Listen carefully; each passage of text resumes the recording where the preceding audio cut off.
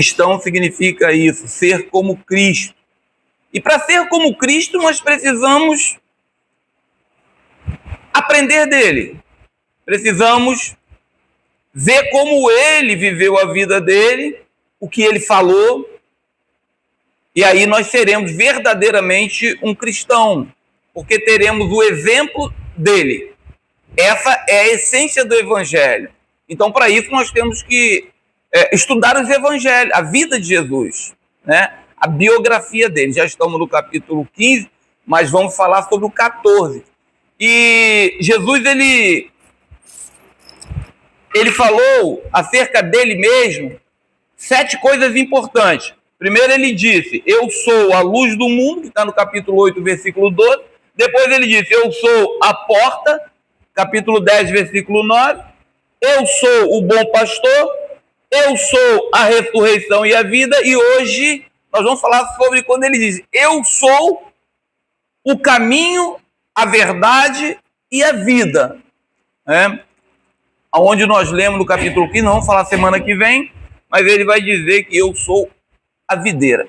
Cada palavra dessa vai informar para a gente uma atribuição dele relacionada a nós, que nos permite viver aqui nessa terra, olhando para o que ele disse a respeito de que ele era, né?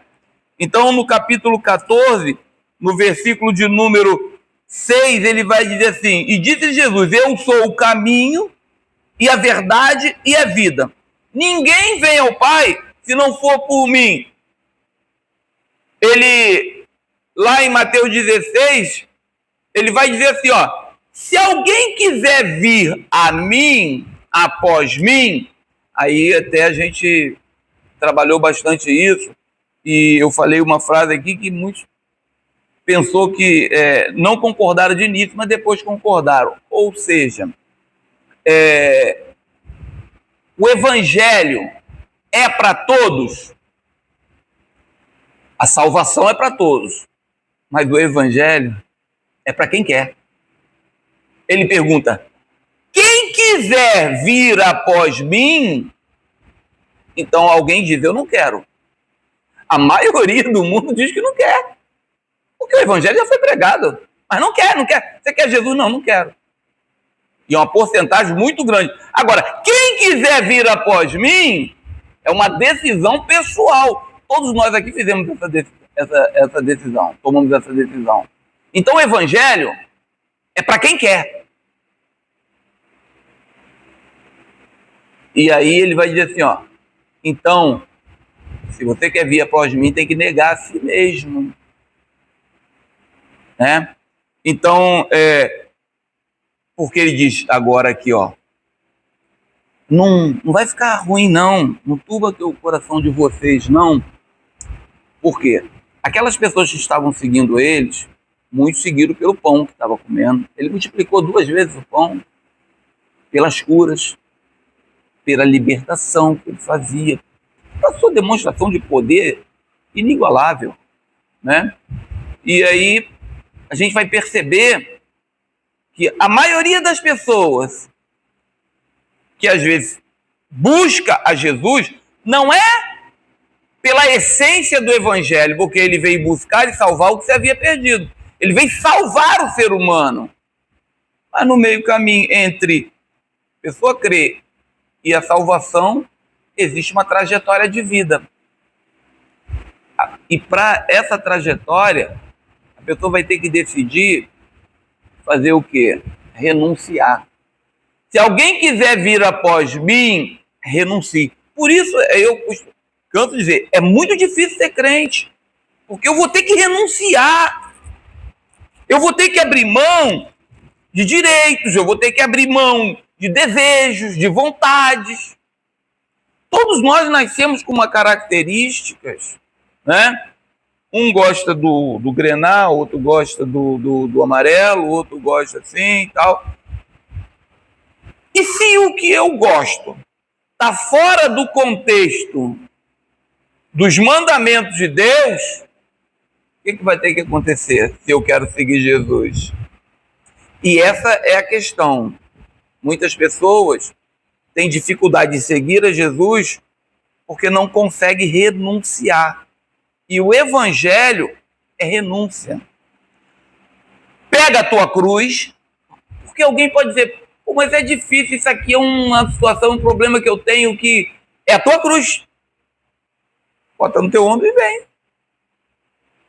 Se alguém achar que para seguir Jesus ele vai resolver tudo, não, ele diz assim, os pobres vocês vão estar sempre com vocês. Ou você acha que Jesus curou todo mundo? Ou ele resolveu o problema de todo mundo? Não. Quando chega lá na frente em João, no capítulo 20, diz, eu fiz isso tudo aí, esses sinais todos, para que as pessoas pudessem crer. E o que acontece hoje é que usa-se esses sinais para a glória humana, para evidenciar líderes religiosos e tudo. Mas, na verdade, ele fez esses sinais para que as pessoas pudessem crer e segui-lo, né? Então, a gente vai ver o seguinte, ele faz esse questionamento, ele faz essa forma, essa expressão, dizer, ó, não é para todo mundo, não. Se quiser me seguir, vai ter que renunciar. E aí a gente percebe que hoje tá difícil, né? Todo mundo quer um tipo de evangelho que se adequa às suas necessidades. Que se encaixe na sua vida. Escolhemos a igreja ideal, a maneira como ela se comporta, a maneira que bate de acordo com aquilo que a gente gosta. Mas será que é isso mesmo? Né? Ele diz assim, ó, agora eu sou o caminho. Viu, Pedro? Porque Pedro havia negado ele já. Ele lavou os pés dos discípulos para mostrar a sua humilhação e como a gente deveria agir aqui nessa terra. Então os soberbos vão ter dificuldade de servir a Cristo. Ele lava os pés de todos os discípulos. E eu falei aqui, dei bastante ênfase a isso na semana passada, que ele fez questão de lavar o pé do Judas. Ele fez questão de lavar o pé de todos os discípulos, dizendo assim, eu não faço acepção de pessoas. Ainda que ele soubesse que ele iria traí-lo. Dando o exemplo para nós, que a gente não tem que excluir fulano nem ciclano da nossa oração, da maneira como a gente tem que lidar com as pessoas. Então, veja bem, o contexto da nossa lição é, nós estamos aprendendo com Jesus, acerca daquilo que ele diz, da questão como ele viveu, né? Até na luta espiritual. Lembra lá em Mateus, no capítulo de número 4, quando ele é levado para o deserto e foi tentado pelo diabo? Logo no início do ministério dele, a gente aprende logo como é que se lida com o diabo. Com a palavra de Deus. O diabo falou, manda que essas pedras... Está escrito, diabo, está escrito. Eu poderia te repreender com a minha voz, mas eu agora estou humano aqui, eu não posso, mas eu vou dizer que está escrito, nem só de pão viverá o homem. Aí a gente aprende, todo crente tem que aprender, que se eu não souber a palavra de Deus, eu não vou saber que está escrito. Como é que eu vou repreender o diabo? Lá em Tiago diz assim, sujeitai pois a Deus, revestir o diabo e ele fugirá de vós. Pastor, estou passando uma luta, é o diabo, vamos numa oração forte, vamos ter que, peraí. Se eu conheço a palavra, se eu tomo posse da palavra, Satanás, eu estou te vendo, hein? Eu me sujeito a Deus, porque Jesus fez isso, olha só como a gente aprende com ele. E não adianta você também querer lutar com Satanás sem se submeter a Deus. Vai tomar na cara. Jesus ensinou isso. Então, lá no início, ele já bota o diabo para correr. Aí a gente aprende com isso. Lembra que eu falei? O que acontece? Primeiro eu ouço a palavra, depois eu leio a palavra, depois eu estudo a palavra. Eu fiz até curso lá no Afrânio, lá, né, pastor? Nosso professor né, eu e a minha esposa. Como é bom a gente aprender sempre.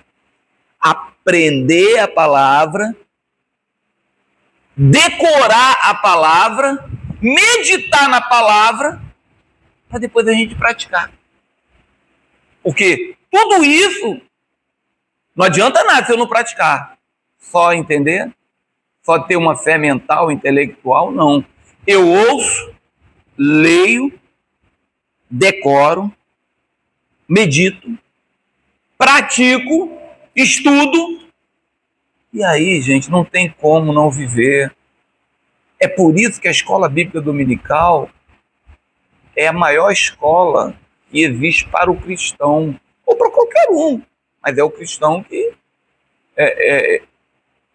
vem para uma aula, investe o seu tempo em estudar a palavra de Deus, porque é ela que vai mostrar quem Jesus é, né? E aí a gente percebe que Jesus vai chegar aqui agora, depois de Pedro negou ele 3 vezes, e ele falou para Pedro: Pedro, você vai me negar 3 vezes. Como é que fica a situação?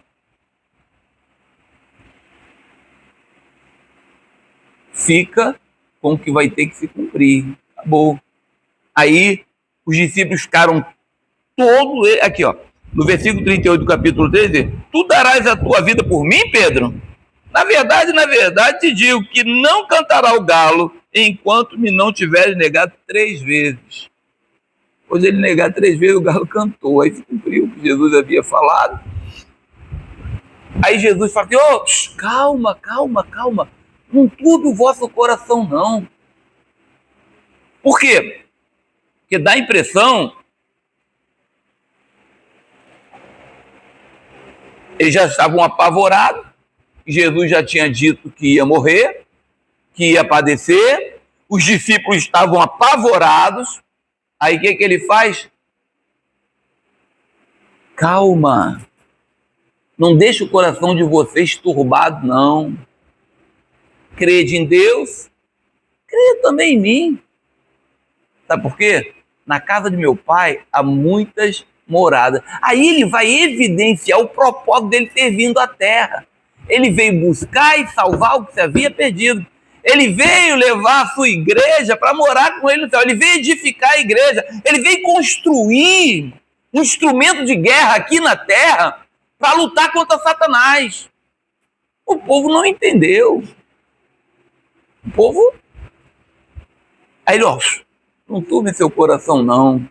E quantas vezes a gente passa por situações difíceis e parece que vai... Mas quem conhece a palavra, fica tranquilo. Jesus falou assim: no mundo vocês vão ter aflição. Mas não turbe o coração de vocês, não. Tem de bom ânimo. Eu venci o mundo. E aí ele diz, que ele tinha dito que tem que querer seguir a ele, né? E aí ele vai tornar a coisa mais fácil. Ele vai dizer: eu sou o caminho. Porque, por exemplo, Abraão, quando Deus falou para ele assim: sai da tua terra, da tua parentela, qual era o caminho que ele ia seguir? Deus não falou nada, mas o Espírito Santo levou Abraão até onde ele tinha que ir, né? Agora o próprio Filho de Deus estava ali para mostrar o caminho. Eu sou o caminho, eu sou a verdade, eu sou a vida. Quando ele diz que eu sou o caminho, ele está dizendo assim: vocês vão estar amparados. Ele já tinha dito: eu sou a luz, eu já vou mostrar. Não vai faltar, não, eu sou o pão da vida.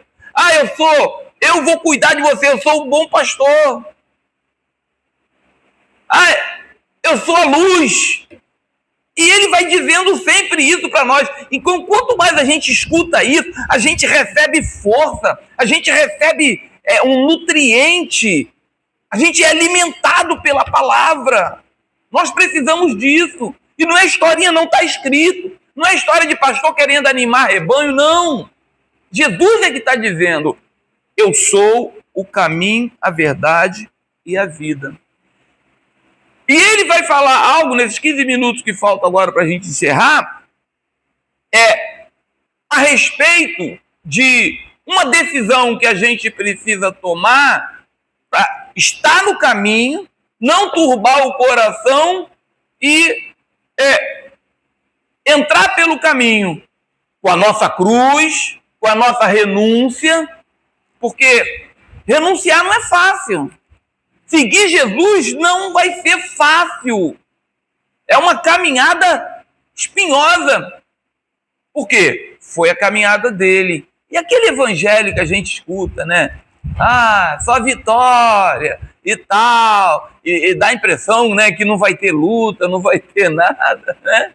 Até a pessoa pega o Salmo 91, abre lá.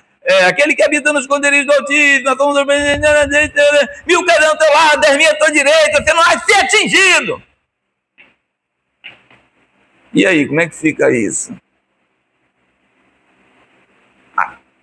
1000 cairão ao teu lado, 10.000, mas tu não se abalará quando alguma coisa acontecer com você. A gente tem que saber interpretar a Bíblia. Assim fica mole demais. Há anos atrás, eu via muitas pessoas dizer assim, depois que eu vim para Jesus, parece que a luta aumentou. Parece que a luta aumentou, parece que o negócio ficou mais estreito. Gente! A gente tomou a decisão de seguir a Jesus. Uma vez veio um pregador aqui, que a irmã trouxe, há anos, né? A Lola trouxe um rapaz, e disse assim, fica esse pessoal aí pregando, esse evangelho mesquinho, esse evangelho de pobreza. Jesus não veio como cauda, não, ele veio como cabeça. E nós temos que ser. Eu fiquei olhando, falei, deu problema aquilo, deu problema, porque depois eu tive que falar contrário a essa situação. Esse negócio, esse evangelho de sofrimento, de coisa. Não, Jesus entrou em Jerusalém triunfalmente e tal. Falei, meu Deus. Aí a gente pega a Bíblia, vai ver que o evangelho é dor, é sofrimento. Jesus pagou o preço na cruz do Calvário. Mas os caras inventaram uma teologia da prosperidade aí, que vem do inferno, gente, para enganar as pessoas. Não estuda não trabalha não. Vai cair do céu. O único que caiu do céu foi Satanás.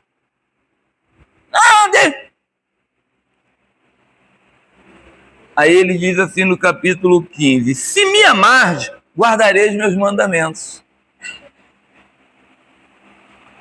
Aí, o que a gente entende? Crente que gosta de entender os mandamentos, buscar, porque ama a Cristo. Quem não quer ler a Bíblia, quem não quer, vai ser difícil amar a Deus, porque ele diz, se me amardes, guardarei os meus mandamentos. Ou seja, eu vou ouvir, eu vou ler, eu vou estudar, eu vou decorar. Porque quando você ama um negócio, você cai dentro do negócio, E se eu amo a Cristo, eu caio dentro de Cristo. Então ele vai colocar o amor aqui, aos mandamentos dele, a palavra dele, como um sinal que ele está mostrando para nós que a luta é grande, mas eu vou guardar os mandamentos dele que vai me ajudar. Né? Ele repete, aquele que tem os meus mandamentos e os guarda, este é o que me ama. Aqui pegou pesado, né? Pegou. A gente tem visto a dificuldade das pessoas querer a palavra de Deus, querer conhecer a Bíblia. Não, está difícil. Eu não vou passar paninhos quentes em ninguém. Irmão, crente que entra na igreja não conhece a estrutura da Bíblia, da palavra de Deus, vai ficar difícil. Porque a gente vai ficar só do que a gente escuta aqui. E se aqui não der um molezinho, a gente passa aí, recebe e tal e tal. Mas aquele que tem meus mandamentos e os guarda, este é o que me ama. Ele é o caminho. Ele deu a vida dele por nós. Ele quer nos levar para a eternidade. E aí? Como é que fica? Eu tenho que amar a sua palavra. Isso é muito forte. E se a gente não amar a palavra, a gente veio aqui para cultuar a Deus, a gente veio aqui para adorar a Deus, porque é a palavra que dá esse sentido da adoração, né? É ela que nos lança aos pés de Jesus. ele está declarando aqui, eu sou o caminho, né? Mas você tem que amar a minha palavra para caminhar comigo. Se não amar a minha palavra, vai ser difícil. Ter os mandamentos do Senhor não tem jeito, a gente vai ter que ler. A gente está até lendo a Bíblia, o Evangelho, a gente está lendo, às terças-feiras a gente lê Mateus, estamos no mesmo contexto. E aos domingos a gente lê João. Então, quando chegar no final dos últimos versículos, a gente leu praticamente 2 livros da Bíblia e basicamente lógico, não nos aprofundamos, não dá para aprofundar, né? Não dá para aprofundar. O que dá é para a gente obter algumas informações. Aí agora que eu começaria a falar, basicamente, eu não sei se é o mais importante, mas é o que...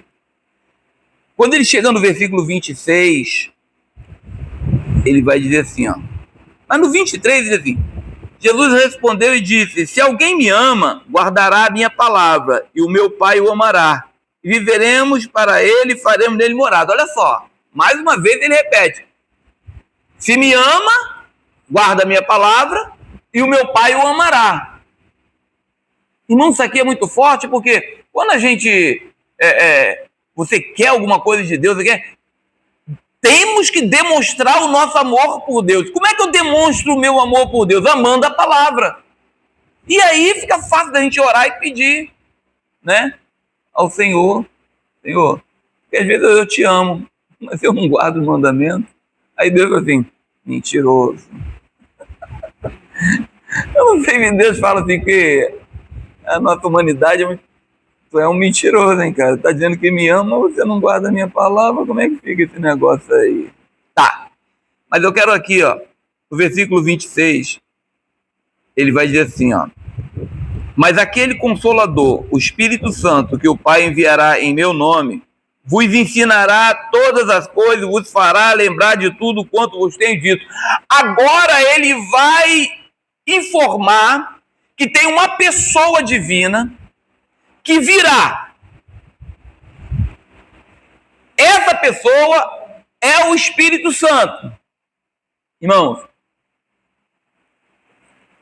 ele é o Consolador, mas ele é muito mais do que apenas o Consolador. Para o crente no Novo Testamento, irmãos, o aspecto mais importante da pessoa do Espírito, que a gente chama de Espírito Santo, que é o Espírito Santo, não é a grandeza dele, a grandiosidade dele, não é o poder dele. Vocês sabem o que é? É a sua santidade, por isso que é chamado Espírito Santo. Porque é essa santidade, é esse fruto comunicável dele, que vem sobre nós. Quando o Espírito Santo vem, ele vem para dentro de nós. Nós somos templo do Espírito Santo. Jesus soprou em cada um de nós o Espírito Santo. Quem crê, recebe o Espírito Santo. E ele aqui dentro, aí vai ficar fácil de renunciar. Sabe por quê? O amor dele entra em você, a alegria dele entra em você, a paz dele entra em você, a fé dele entra em você, a bondade dele entra em você, a benignidade dele entra em você, a longanimidade dele entra em você, o domínio próprio dele entra em você, o tempero dele entra em você, que é o fruto do Espírito. Quando a gente abre Gálatas, capítulo 5, do 22 ao 26, você vai perceber que o fruto do Espírito são os atributos comunicáveis de Deus para nós. E quando Jesus diz assim, ó, mas aquele Consolador, o Espírito Santo, que o Pai enviará em meu nome. Aqui, irmão, isso aqui é muito forte, porque os discípulos estavam precisando de uma ajuda agora para renunciar. É a ajuda que a gente precisa para renunciar. para seguir pelo caminho. Sabe o que é? É a pessoa do Espírito Santo com os seus dons comunicáveis, né? Ele deixou à nossa disposição.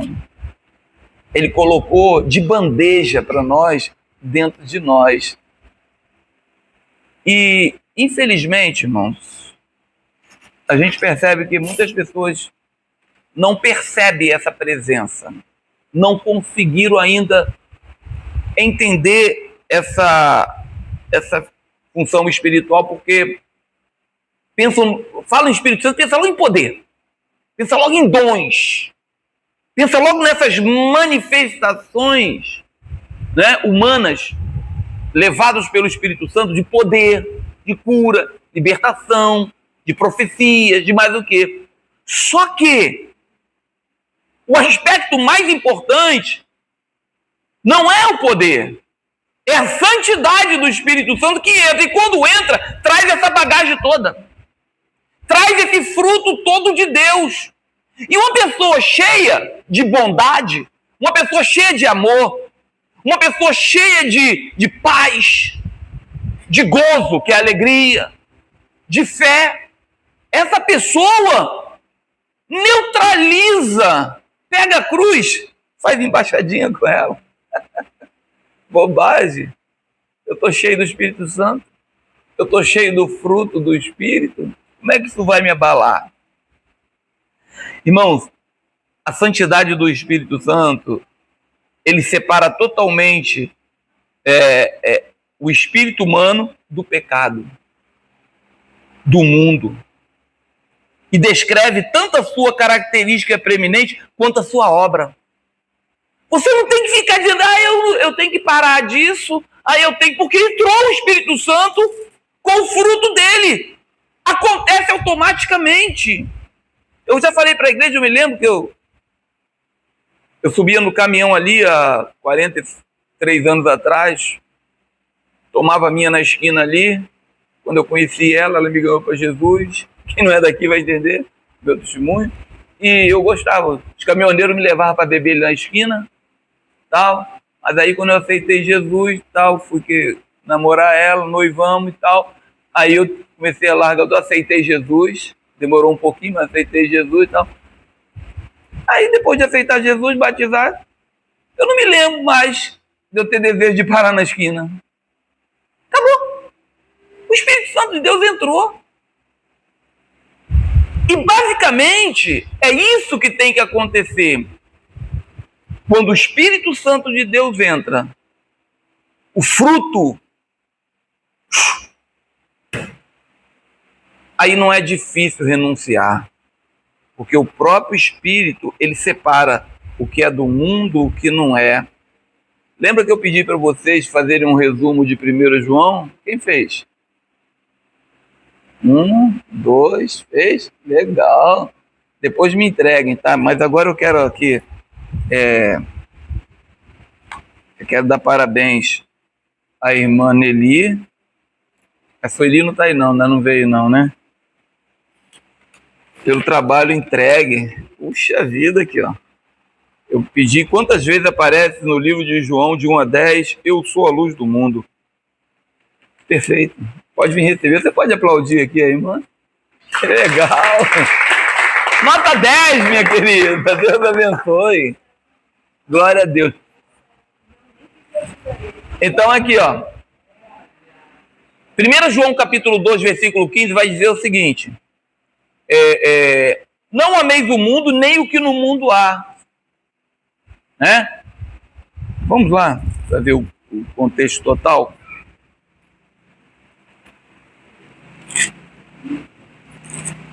João 2,15. Não ameis o mundo, nem o que no mundo há. Se alguém ama o mundo, o amor do Pai não está nele. Porque tudo o que há no mundo, a concupiscência da carne, a concupiscência dos olhos, o erro da vida, não é do Pai, mas do mundo. Irmão, quando o Espírito Santo de Deus entra, fica ali, bonitinho, com o fruto dele ali, o mundo não tem mais poder sobre a minha e a tua vida. Eu não amo mais aquele negócio, eu amo mais o Senhor. Né? O segundo mandamento é: não terá nenhum Deus além de mim, outro Deus diante de mim. Aí eu começo a viver os mandamentos do Senhor. A prioridade é o Senhor. Por quê?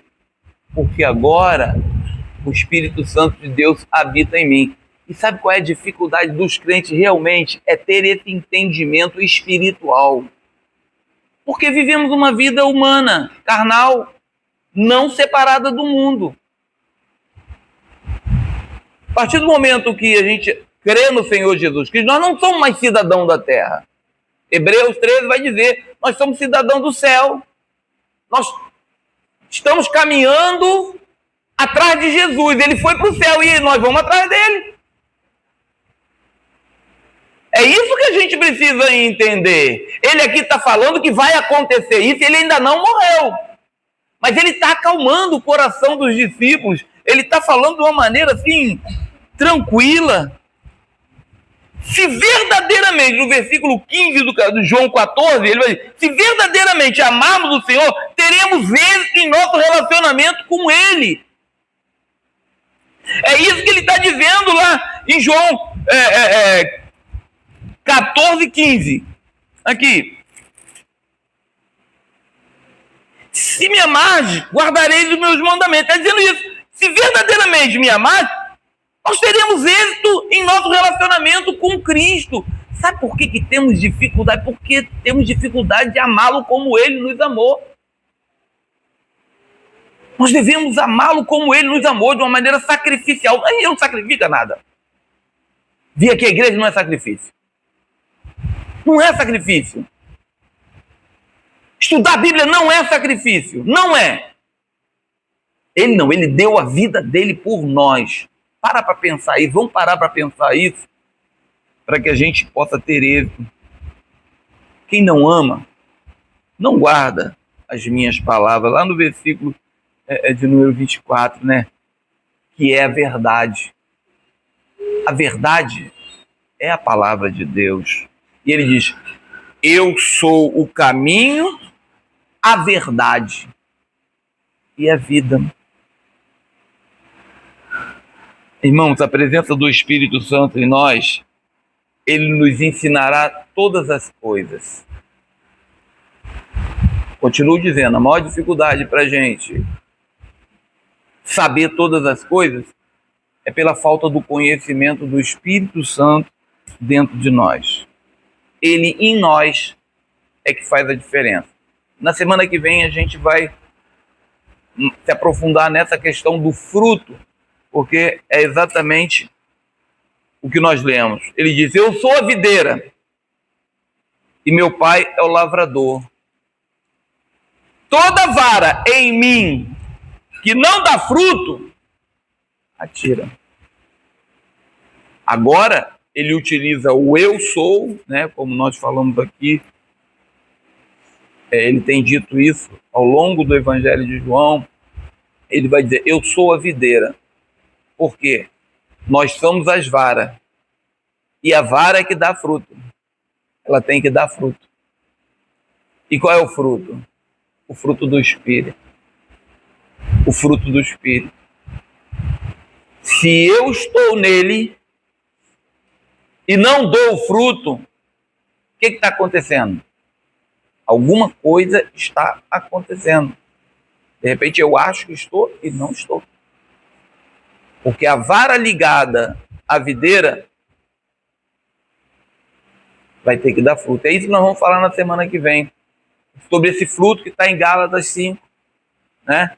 Que, na verdade, é esse fruto que vai verdadeiramente nos capacitar para a vida. Porque no mundo nós teremos aflições. Não vai ser um culto que vai resolver o nosso problema. Não vai ser uma mensagem que vai resolver o nosso problema. Não vai ser um título de cristão ou de crente que vai resolver. Não. É exatamente eu entender. É eu tomar posse do fruto do Espírito que habita em mim. Se ele está aqui, ele quer habitar em mim, ele quer operar, ele quer frutificar através de mim. Tão bom quando aí eu utilizo aquela frase: em teus passos o que faria Jesus? Né? Ou seja, eu tenho frutificado. Se eu estiver frutificando, eu não tenho preocupação em saber que eu vou andar para cá, eu tenho fruto, então eu estou no caminho certo, eu estou andando através dele. E às vezes a gente faz muita questão: Senhor, isso aqui, tá bom, a gente pode até perguntar, mas se eu estou cheio do Espírito, se eu tenho a convicção que eu amo a Deus, que eu guardo os mandamentos do Senhor, que eu faço aquilo que Ele mandou eu fazer, que eu leio, que eu ouço, eu leio, eu estudo, eu pratico, eu medito e decoro, a gente pode dizer: mas eu estou meio burrinho. Não importa. O Espírito Santo vai fazer a gente... Ele escreveu assim: o Espírito Santo, ele vai te fazer lembrar, ele vai te ensinar aquilo que você não sabe. Irmãos, eu lembro muito da minha sogra. A minha sogra era uma pessoa analfabeta, semi-analfabeta. E eu ainda não consegui enxergar uma pessoa mais próxima de mim com tanta sabedoria como a minha sogra. Ela aprendeu a ler na Bíblia, não foi para a escola nunca. Vocês já ouviram testemunho assim parecido, né? Ela aprendeu a ler na Bíblia. Quantas vezes eu encontrava a minha sogra com a Bíblia na mão, sentada, devagarinho. Mas quando eu conheci, ela já tinha aprendido. Por quê? Foi o Espírito Santo que levou ela a fazer isso. Então, eu posso falar, dar 20 aulas aqui, 100 aulas aqui, você pode escutar 1000 pregações. Agora, se você não decidir,